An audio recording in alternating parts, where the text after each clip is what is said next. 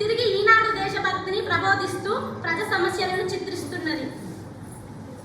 కథ చెప్పే బుడగజంగం నిల్వటంగి తొడిగి తలపాగా చుట్టి కాళ్ళకు గజ్జలు మువ్వలు కట్టుకొని భుజం మీద తంబురాను ధరించి చేతికి వ్రేలికి అందెలు తొడిగి వాటిని తంబూరాకి తట్టుతూ రెండవ చేతితో తంబూరా తీగను మీటుతూ కథను ప్రారంభిస్తారు. బుడగజంగాలలో అక్షరాస్యత తక్కువ. 10వ తరగతి కంటే పైన చదువుకున్న వారు దాదాపు లేరంటే అతిశక్తి కాదు. వారి భాష తెలుగే అయిన సంచార బతుకులో తమ భాష కూడా కన్నడ, ఉర్దూ భాషలతో తెలుగుగా మారిపోయింది. ఆ భాషకు లిపి లేదు.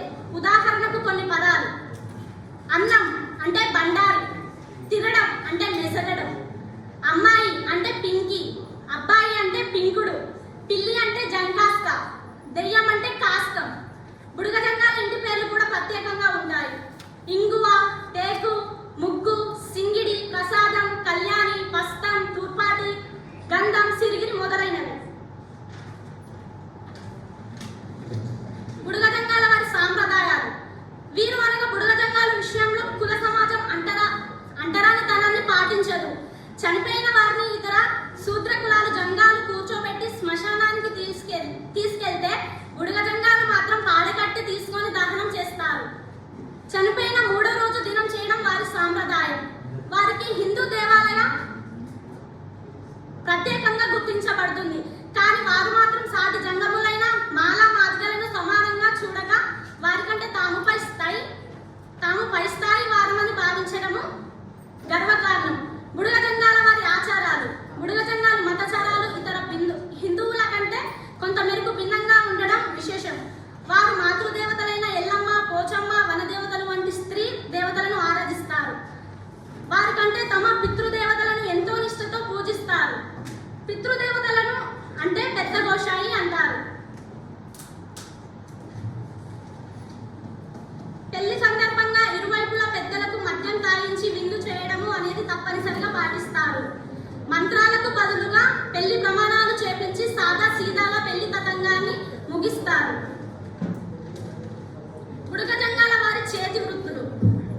ఒకప్పుడు వేట ప్రధాన వృత్తిగా సంచార జీవితం గడిపిన బేడ బుడగజంగాలు క్రమంగా వేటాడటం తగ్గించి జీవనోపాధి కోసం అనేక వృత్తులను అవలంబిస్తున్నారు.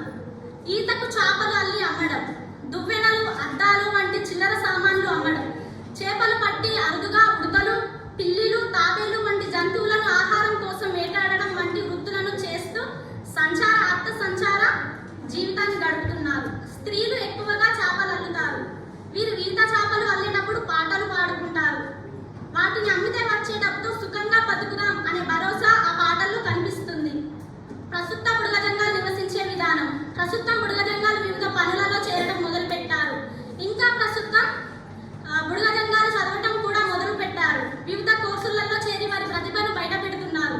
వివిధ సాఫ్ట్వేర్ రంగాలలో కూడా చేరుతున్నారు. అప్పట్లో చిన్న వయసులోనే పెళ్లిళ్ళు జరుపుకునేవారు. కానీ ప్రస్తుతం అమ్మాయికి మరి అబ్బాయికి ఏదైనా ఉద్యోగం ఉంటేనే పెళ్లి జరుపుతున్నారు. అప్పట్లో ఈత చేపలు అల్లేవారు. కానీ ఇప్పట్లో కూడా కొంతమంది అల్లుతున్నారు. కానీ పురుషుడు స్త్రీ కలిసి ఒకే విధమైన పనిలో పాల్గొనేవారు అప్పట్లో. కానీ ఇప్పుడు పురుషుడు ఒక పని అయితే స్త్రీ ఒక పని చేస్తున్నారు. ఈ అవకాశాన్ని ఇచ్చిన పెద్దలందరికీ నమస్కారం.